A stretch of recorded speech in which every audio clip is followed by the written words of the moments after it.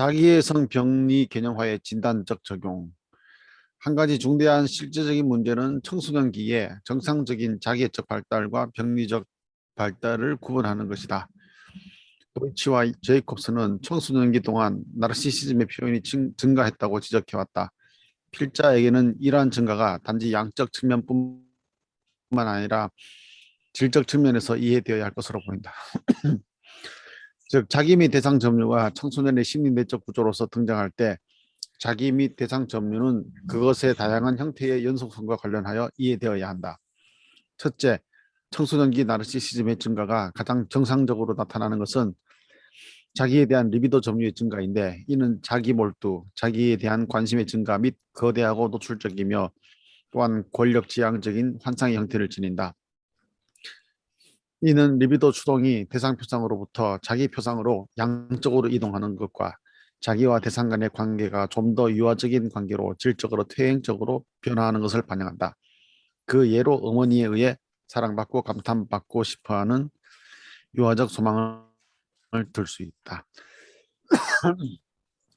둘째, 좀 더 병리적 유형의 청소년기 나르시시즘의 증가는 자기가 유아적 대상을 병리적으로 동일시하는 것, 유아적 자기를 나타내는 대상을 추구하는 것을 반영한다. 필자가 이전에 언급했듯이 이것은 초기 청소년기에 자기와 유사한 특징을 지닌 대상 선택이 정상적으로 증가하는 것과는 다른 것이다. 이 경우에는 이들 대상이 진정한 관심과 사랑으로 점유된다.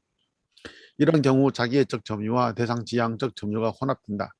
이에 비해 좀 더 병리적인 자기애적 발달에서는 대상에 대한 자기의 투사가 대상 유대를 대체하는데, 그런 대상과의 상호작용에서 자기는 내재화된 유아적 대상 관계가 재활성화된 대상을 반영한다. 청소년기에 있을 수 있는 동성애적 발달은 이런 유형의 자기애적 퇴행과 관련된다. 셋째, 훨씬 더 병리적인 형태로서 정신분석적 연구에 따르면 일부 청소년에게서 원시적이고 병리적인 거대 자기가 대상에 투사되는 형태의 대상 지향을 발견할 수 있다. 이때 내담자는 여전히 이러한 거대 자기를 유지한다. 즉 이는 앞에서 자기 대 자기 관계라고 말한 것에 해당한다. 이것은 자기애성 성격 구조에서 볼 수 있는 경우이며 성인기뿐만 아니라 청소년기에 가장 심한 유형의 자기애성 병이다.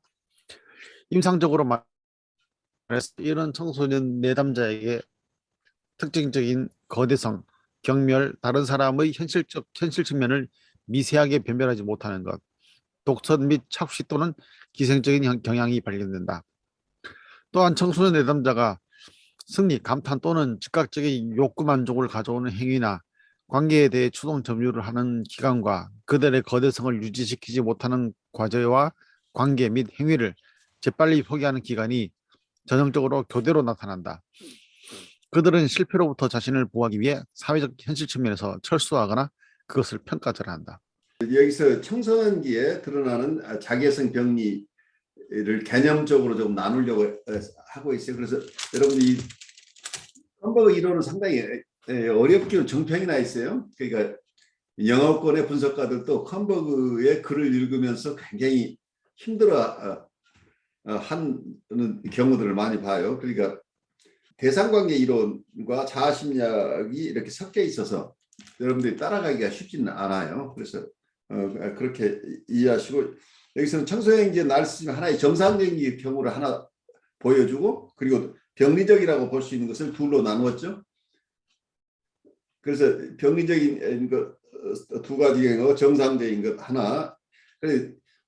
어쩌면 청소년기에 가면 애들이 점점 자기중심으로 많은 나르시시즘이 증가하는 경향이 일반적으로 있는데, 그중에 정상적인 나르시즘이라고 볼 수 있는 것과 병리적인 것을 조금 개념적으로 구별해 보려고 여기서 애를 쓰고 있어요.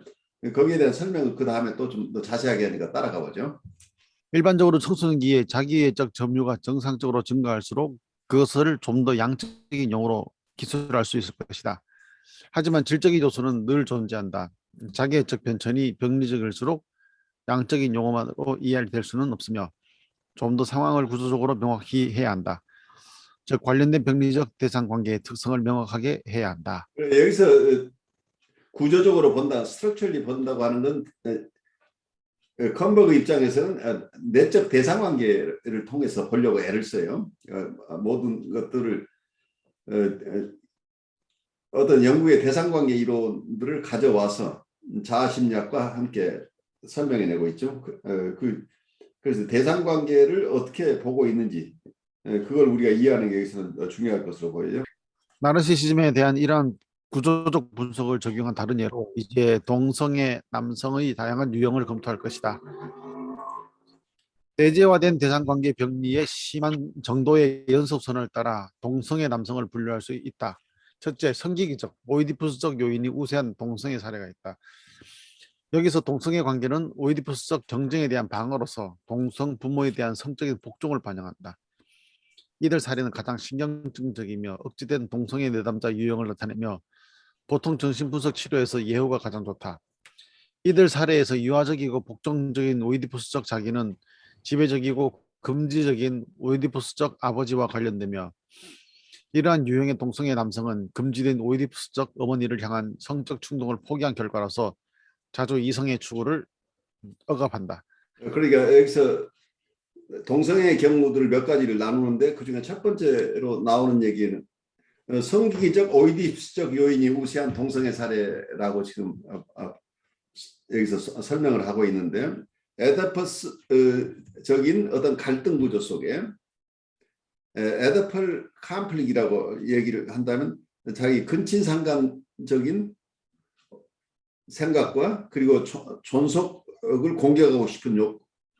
그러니까 어머니와 결혼하고 싶고 아버지를 살해하고 싶은 욕구라고 얘기를 일반적으로 하고 있는데 이 오이디푸스의 설명 자체가 프로이드 얘기인데 그걸 어떻게 수용하느냐는 학자들마다 각각 다르겠죠. 어머니 대상 관계를 맺을 수 없는 상황이 되니까 근친상간의 생각을 불러일으키지 않는 안전한 어떤 대상을 찾는다고 하는 게 동성애로 나타난다. 이런 설명을 지금 하고 있는데 요즘 그 동성애에 대한 얘기들은 사실은 굉장히 센서티브한 거고 이걸 병리적인 현상으로 볼 것인 거에 대해서는 요즘 들어와서는 이런 분석들을 별로 좋아하지 않는 상황이 돼 있죠.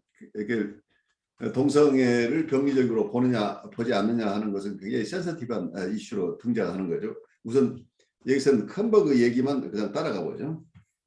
두 번째, 좀 더 심한 유형에서 남성 동성애자는 어머니 상을 동일시하는 데 갈등이 있으며 동성애적 대상을 자신의 유아적인 자기 표상으로 취급한다. 이런 유형의 자기애적 점유에서 외부의 동성애적 대상에 대한 점유는 동성애적 대상이 자기를 나타낸다는 점에서 사실상 자기애적이다. 그러나 이런 유형의 동성애가 앞에서 언급한 것보다 자기애적이지만 여전히 하나의 대상 관계, 즉 어머니와 아이 관계가 존재하며 그것이 동성애적 결합에서 상연된다. 두 번째 유형에서 남성 동성애자 어머니와 동일시한다는 얘기죠. 한편 자기 표상을 동성애적 대상에게 투사한다고 이렇게 이론하고 있죠. 그러니까 자기의 남성이라고 한다면 자기의 유아적인 자기를 대상에게 투사하게 되면 대상이 결국 자기가 되는 거죠. 그래서 결국은 자기를 사랑하는 거다. 이제 자기와 관계를 맺는 거다. 이제 이렇게 되는데 이성과의 관계를 맺는 게 아니고 자기의 동성과 관계를 맺게 된다. 자기가 어머니와 동일시되고 자기의 원래의 자기의 이미지, 자기 표상은 대상에게 투사하니까 대상이 자기가 되는 거죠. 그래서 밖에서 자기를 찾는 거죠. 이 자기에 대한 얘기들은 프로이드의 1914년 논문의 나르시시즘에 대한 얘기에서 이런 이론들이 나와요. 그런데 어떤 대상을 찾을 때 자기애적이라고 하는 것을 프로이드는 이렇게 설명을 해요. 어떤 대상이 자기애적 대상이냐 하면 현재의 나나 과거의 나 혹은 앞으로 내가 되고 싶은 나 이거 자체가 다 나라는 얘기예요.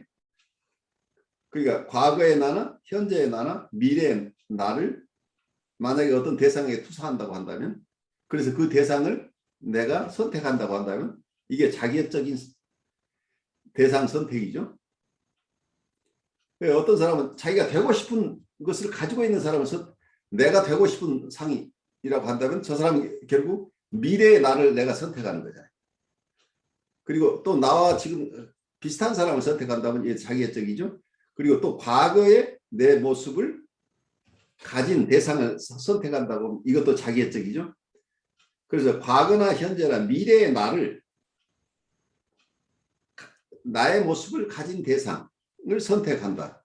아니면 그런 나의 셀프 자기 표상을 투사해서 그 투사된 대상을 내가 선택한다고 했다면 그 대상은 고유한 자기의 모습으로 나와 관계를 맺는 게 아니고 내가 투사한 어떤 이미지를 가진 대상으로 내가 만나는 거죠. 결국 그러니까 내가 이 사람을 만나는 게 아니고 내가 투사한 나를 만난다는, 과거의 나나 현재의 나나 미래의 나라는 이런 개념을 가지고 있죠. 이게 프로이드 얘기가 나르시스틱한 대상이라고 할 때는 그런 의미란 얘기예요.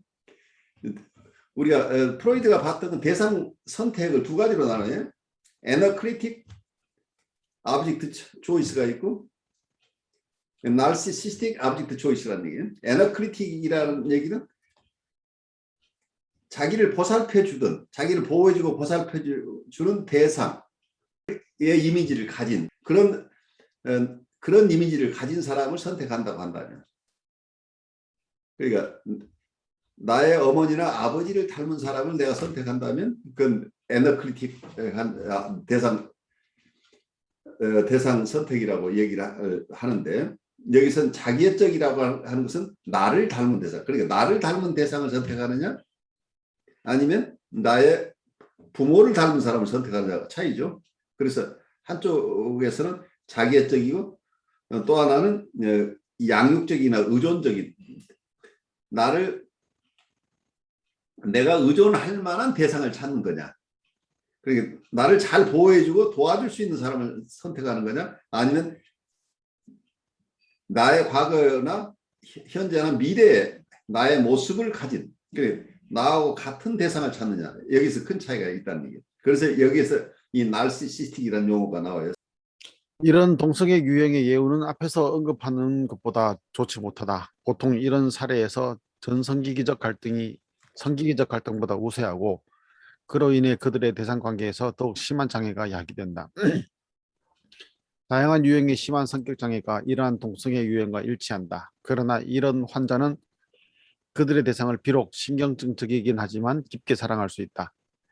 때로 그들의 동성애 파트너에 대한 모성적인 관심은 부모에 대한 동일시 요소를 포함한다. 이러한 동일시는 성화 기능을 지니며 대상과의 관계에 깊이를 제공하여 자기애적 및 대상 관련 특징이 모두 나타나게 한다.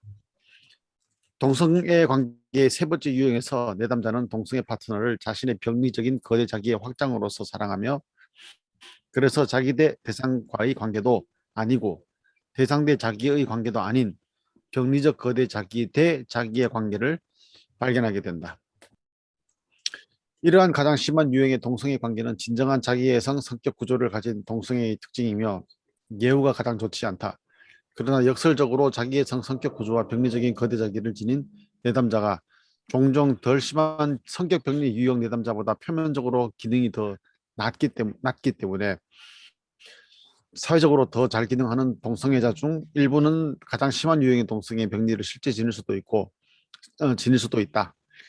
이런 사례에서 투사된 거대자기를 나타내는 대상에 대한 점유는 보통 일시적이며 피상적이다. 그리고 대상에 대한 깊이 있는 자각과 공감을 하지 못한다. 이는 병리적 거대자기와 대비되는 대상 표상과 현실적 자기가 통합되지 않은 것에 해당한다.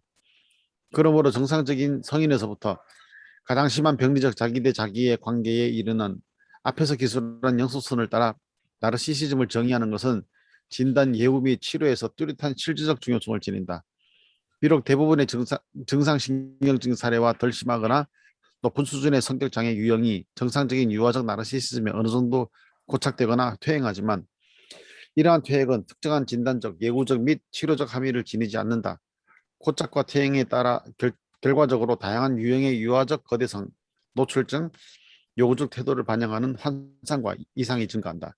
그러나 명심해야 할 것은 이런 모든 사례에서 병리적인 성격 특성은 자존감의 보호 기능을 하며, 그래서 신경증적 성격 구조를 교정하기 위한 분석적 노력은 항상 자기애적 손상이라는 함의를 지니고 있다. 자기가 유아적 대상에 대해 병리적으로 동일시하고 그런 대상에 자기가 투사되는 그런 외부 대상을 선택하는 사례에서 좀 더 심한 유형의 성격 병리와 중대한 동성애적 갈등이 나타난다. 그들이 명시적이거나 억제된 동성애를 나타낼 때조차도 탐색적인 심리치료나 정신분석에 대한 예우는 좋지 못하다. 마지막 문장의 번역을 여러분과 다시 한번 검토하겠습니다. 마지막 문장의 영어 원문은 Even when they present manifest or suppressed homosexuality, the prognosis for exploratory psychotherapy or psychoanalysis is not unfavorable. 이 부분을 우리 번역서에서는 그들이 명시적이거나 억제된 동성애를 나타낼 때조차도 탐색적인 심리치료나 정신분석에 대한 예우는 좋지 못하다라고 번역되어 있는데, 예우는 좋지 못하다를 예우가 나쁘지 않다라고 이해하는 게 좋을 듯 싶습니다. 그 원문의 마지막 부분이 not unfavorable로 되어 있습니다. 그래서 not unfavorable이란 용어 자체가 favorable 하지 않다는 것을 다시 부정하고 있기 때문에 그게 나쁘지는 않다. 그래서 예우가 괜찮다는 얘기입니다. 그래서 여기서는 탐색적인 심리치료나 정신분석에 대한 정신분석을 사용할 때 그 예우가 나쁘지 않다라는 의미로 해석해야 될 부분이 좋지 못하라고 잘못 번역된 게 아닌가 싶습니다. 여러분께서 다시 한번 검토하시기 바랍니다. 이 마지막 문장이 잘못 번역된 이유를 여러분들이 살펴보시면 이 마지막 문장 이전에 원서에 있는 한 문장이 또 생략되어 있는 것을 여러분이 발견할 수 있습니다. 그 문장은 Although the narcissistic nature of their relation with objects is more predominant, such patients usually do not require specific modifications of psychoanalytic technique. 이라는 내용이 여기서 누락되어 있습니다. 이 부분을 간략히 번역하자면 이러한 분들의 대상 관계에 자객적 특질이 현저하게 드러나긴 하지만 일반적으로 이러한 환자들을 치료함에 있어서 정신분석적인 기법을 특별히 수정할 필요는 없습니다. 이렇게 번역할 수 있는데 이 한 문장이 누락됨으로써 마지막 문장을 해석함에 있어서 오류가 발생하지 않았을까 하는 생각을 하게 됩니다. 셋째, 가장 심한 유형의 병리적 나르시시즘은 자기애성 성격 장애의 진정한 특징이다. 필자는 8장과 9장에서 이에 대해 기술했으며 여기서는 이 증후군을 간단히 요약할 것이다. 이런 내담자는 과도한 자기 몰두를 보이며 이와 함께 피상적으로는 부드럽고 효율적인 사회적 적응을 보이지만 다른 사람과의 내적인 관계는 심하게 왜곡되어 있다. 그들은 강한 야망, 거대 환상, 열등감 및 외부의 감탄과 영의에 지나치게 의존하는 것이 다양하게 결합되어 있다. 그들은 만성적 지루함과 공허감에 시달리며 항상 빛나는 것과 부, 권력, 미에 대한 동경을 만족시키려고 하며 다른 사람을 사랑하고 관심을 가지는 능력에 심한 결함이 있다. 다른 우세한 특징으로는 다른 사람에 대한 공감적 이해 능력의 결여, 삶에 대한 만성적 불확실감과 불만족, 다른 사람에 대한 의식적 또는 무의식적 이용과 무자비함, 강한 시기심과 시기심에 대한 방어가 있다. 비록 최근 정신분석 기법의 발전으로 예후가 나아지긴 했지만 이런 사례에서 정신분석과 모든 종류의 심리치료의 예후는 앞에서 언급한 다른 사례에서보다 더 조심스럽다. 이런 유형의 성격 장애를 가진 내담자가 보이는 성적 일탈, 도착은 종종 상당히 치료하기 어렵다.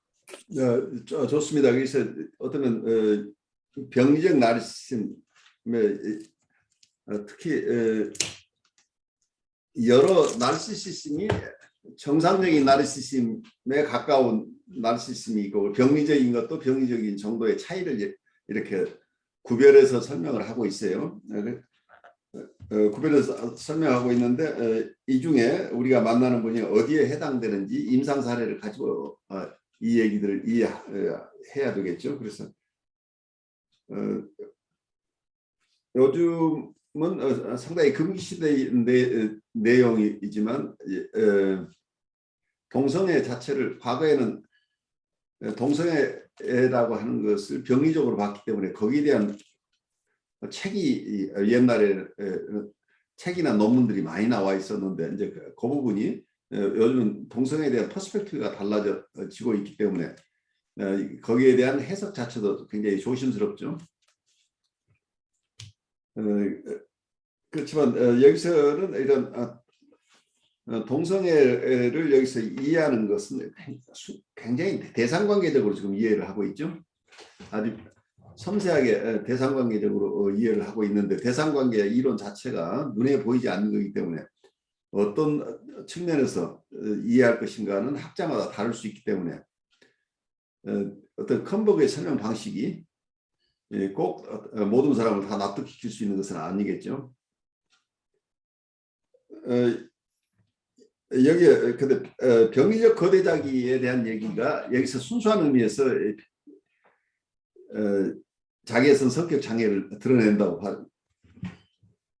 그 자기애성을 컴버그가 어떤 정상적인 레벨 그리고 조금 병리적인 레벨, 아주 병리적인 레벨 이런 식으로 좀 구별을 하고 있는데 일반적으로 우리가 생각하는 자기애성 성격 장애는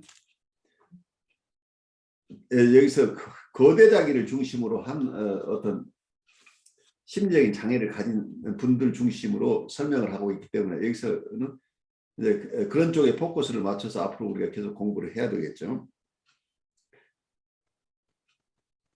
그래서 자기애성 성격 장애는 어떤 면은 컴버그는 이런 방식으로 구별을 하고 있지만 코엇은 전혀 또 다른 각도에서 보고 있죠. 그래서 자기애성 성격 장애라고 하는 이런 분류 자체가 또 DSM은 DSM 나름대로의 또 자기애성 성격 장애를 구별을 하고 있어요. 근데 학자들이 얘기하는 것하고 DSM에서 얘기하는 것이 꼭 같다고 얘기를 할 수 없겠죠. 그리고 DSM 자체도 내용이 계속 업데이트돼 나가는 거죠. 근데 보통 학자들의 얘기들이 다시 발전되어 온 이론들을 새로 담아서 DSM도 계속 교정돼 나가는 이런 추세에 있는 거죠. 근데 쉽지 않은 얘기예요. 눈에 보이지 않는 이런 정신 역동적인 것을 가지고 우리가 사람들을 다 설명해내는 게 어떤 분들에게는 설득력이 있지만 대상관계 이론을 충분하게 이해하지 않는 사람들에게는 납득이 안 되는 얘기일 수도 있어요. 이 컴버그 얘기는. 그래서 보통 미국에서는 일반적으로 대상관계 이론, 특히 멜라니 클라인의 대상관계 이론을 수용하지 않으려고 하는 강경한 저항감이 있어 왔어요. 그런데 뭐 뉴욕에도 오브젝트 리레이션을 가리키는 인스티튜트가 있어요. 저도 거기서 1년 동안 공부를 했는데 그렇지만 일반적으로는 이 자아심리학 중심이기 때문에 대상관계 이론, 특히 멜라니 클라인의 이론들은 수용하지 않는 사람이 굉장히 많다는 얘기예요. 이 컴버그가 대상관계 이론을 중심으로 훈련 받으신 분이죠. 남미에서 그렇게 훈련되신 분인데 캔사스주에 있었던 매닝거 메모리얼 하스피털에 취업을 하게 됩니다. 매닝거 재단이나 매닝거 재단에서 그 당시에 환자들 돌보는 시설들이 있고 거기에 취직해서 오랫동안 일을 했는데 그쪽에 매닝거 쪽에 있는 분들은 다들 정통 이고 사이칼로지를 공부하신 분들이니까 대상관계 이론 가지고 이분들 그 속에 끼어들 수도 없었고 설득하기 어려우니까 우선은 이고 사이칼로지 쪽에 얘기를 받아들이시면서 그 속에 본인의 입장이 공고해지니까 자기가 공부했던 대상관계 이론들을 다 가져와서 설명을 하는 쪽으로 그래서 굉장히 성공적으로 정착을 하신 분이에요. 그렇지만 그 이론 자체는 굉장히 어려워요. 굉장히 추상적이고 미국 사람들이 별로 선호하지 않는 이런 방식이죠. 유럽 방식이니까. 그래서 여러분들도 이걸 따라하기가 쉽지 않을 거예요. 그럼 컨버그 저 맨날 헷갈려요. 그럼 컨버그는 자아심리학자신 거죠? 아니. 그러니까 이게 어렵다는 얘기예요. 자아심리학자라고 하는데 사실은 대상관. 대상관계 이론, 그러니까 자아심리학 슬래시 대상관계 이론 같아요. 네. 그러니까 정체성 자체가 헷갈리죠 지금. 그래서 대상관계 이론과 자아심리학이 사실은 굉장히 큰 차이가 있는데 그걸 잘 봉합해서 보더라인 환자에게 특수한 이론을 만들어내셨어요. 그러니까 그 이전까지는 보더라인 환자들에 대한 이런 일반 이론, 그분들만을 위한 이론 같은 게 많지 않았는데 이분 나름대로 굉장히 설득력 있게 이런 글들을 쓰고 해서 큰 기여를 하신 셈이에요. 그렇지만 공부하시는 여러분들이 만만치가 않은 거죠. 이 두 가지 이론을 다 알아야 이분 얘기를 지금 알아들으니까. 지금 다 여러분들 납득이 안 되더라도 이런 개념을 가지고 계속 임상하면서 또 우리가 얘기를 하죠.